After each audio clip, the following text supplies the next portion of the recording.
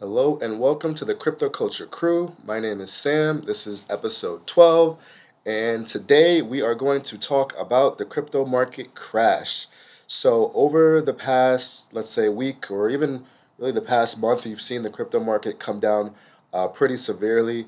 Right now, the overall market cap is about 1.95 trillion, down from as high as almost 3 trillion a few months ago.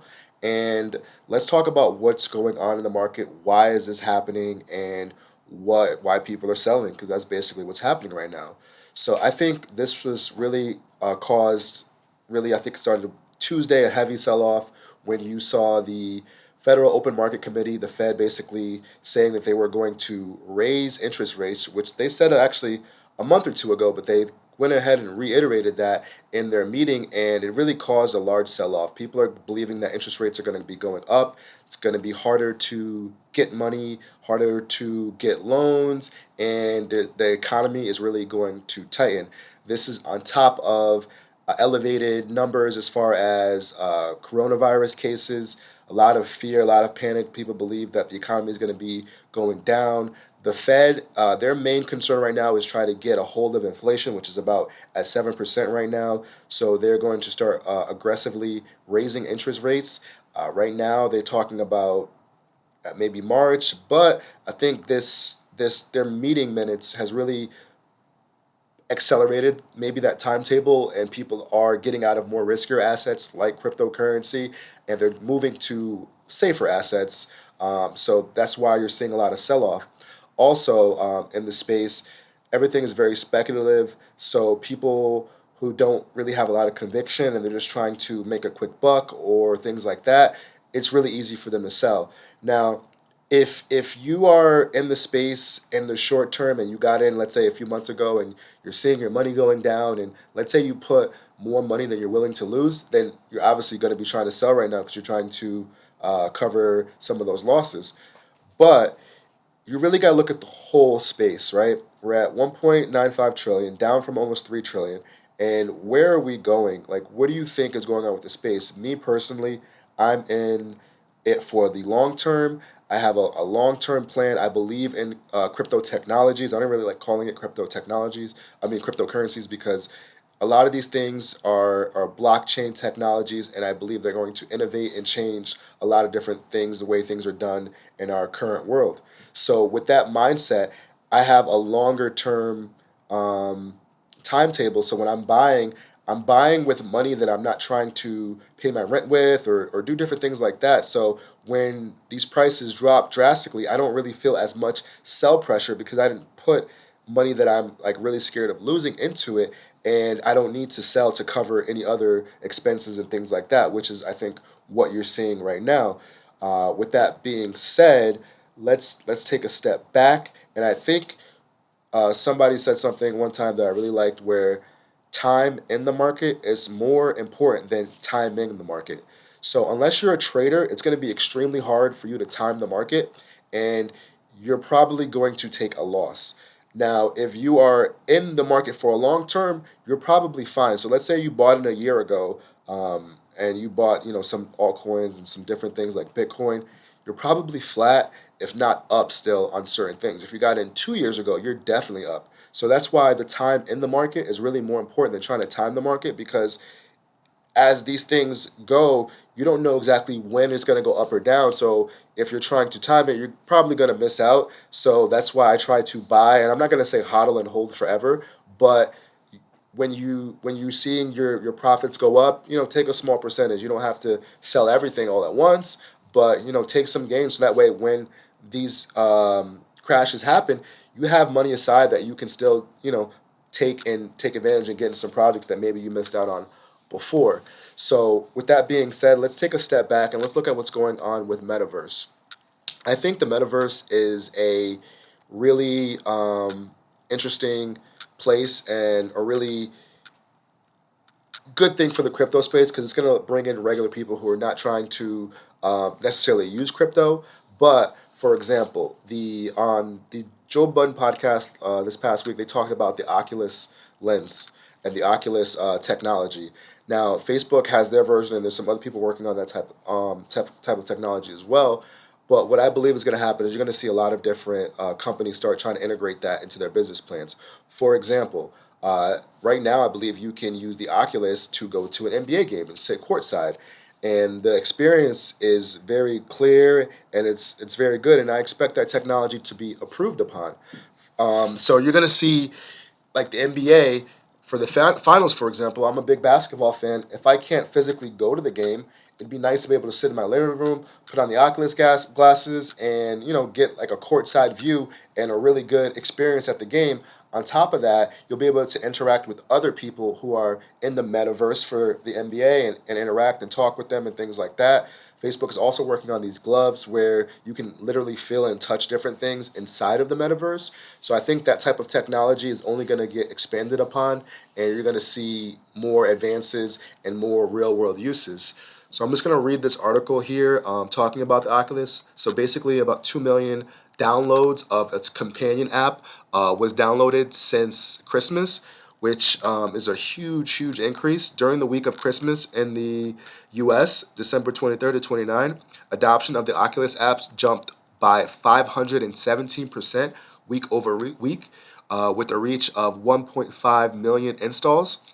And the weekend that followed, the firm saw the install drop by 77% to 345,000 from December 30th to January 5th, but this figure is still higher than the week before Christmas by 42%. So what that says to me is you're seeing a lot of adoption. You're seeing more people get used to it, and you're going to see more people really uh, adapting and using that technology.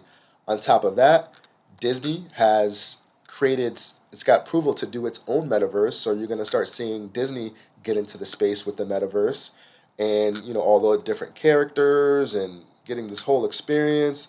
So I think that's really big as well.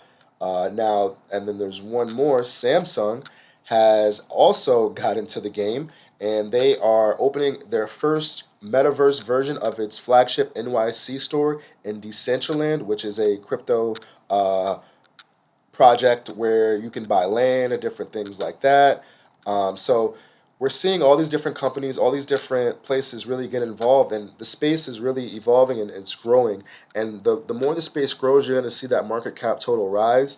And if you're in it early, you're probably going to see some nice returns and some nice gains. Now, on top of all this, metaverse and things like that, you're going to see more ways to interact. For example, I've heard that you can go to these, metaverse parties where if you're not on a certain list, you don't get access. And the way that you're on the list is if you own a certain NFT. So you may need an NFT to get into a private party in the metaverse and things like that. So you're kind of seeing where this is going. And for example, most of the most popular NFTs, the most expensive NFTs, are on the Ethereum network. So you're going to have to know how to use an Ethereum wallet to, first you have to buy the Ethereum, put it on your wallet, buy the NFT, hold it in your wallet, and then use that to gain access to these different places. I know that a lot of different projects, and let's say, for example, Gary Vee, he has an NFT project where if you bought his NFT, you get to go to his conference. He's got another NFT that gives you access to him, where you can either go to lunch with him or go to a Knicks game if you bought a certain NFT. So I believe that's where the space is evolving to, and what we're going to be seeing more and more in the crypto space. And it's just a matter of time before more and more people get involved. And it's just, again, if you're zooming out and you're looking at where we're going versus where we are, we're still up a lot over the past 1 year, 2 years. And with all these different things, I just expect to see more and more real world use cases, more adoption, and the crypto space growing as well. Now, let's take a look at our portfolio here at the Crypto Culture Crew. So basically, we've been doing this for about 6 months now, and we've been doing $100 every week, roughly. Might have missed a week or two here and there, but as we're looking at our portfolio with everything down, our portfolio is down about 11%, and overall, we have about what 6 or 7 projects. Bitcoin is our leading project. Ethereum is next, and then Cardano, Phantom, Solana, EOS, and Solanium.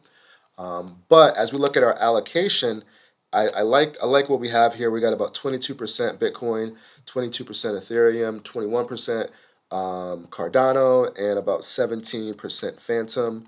and then we got the rest is the Solana and things like that. But as we're dollar cost averaging in, we're able to get a lower price. So for most of the projects, we can buy them right now at a lower cost than we originally started. So as we go over the next few weeks, if the prices stay around this level, we'll be able to reduce the cost of our average price. So that way, when the market does recover, then we'll actually see more gains because we've been buying during a period where a lot of people are selling. And that's really what you want to do. When everyone is fearful and panicking, you want to be buying. And when everyone is all everything is going to go up forever, those are the times you want to be taking some profits off the table. So that way, when these dips and these downturn happens, you have money on the side that you can now reinvest back into different projects that you were unable to get into before. Like, for example, I've been trying to get into a couple different projects, but they were just too high. But as we look at Bitcoin, this week is down 12%, Ethereum is down 17%, Binance is down 17%, Solana is down 19%, Cardano 12%. This is just only in the past week. Terra Luna 25%. This is a project I really, really wanted to get into, but it was at I think $110 just about a month ago. And at that price, I did not want to get into it. And it's a good thing that I didn't because it's almost down, I think, about 50% since the time that I wanted to get into it. So, yes, the all time high was about $100. So, we're about 33% down from there. So, now for me, these are levels that I feel comfortable getting into a project like Terra Luna. And there's other projects as well, like Avalanche, that I wanted to get into that hit, I think, $135. And now it's sitting at $84, about another 30-40% discount.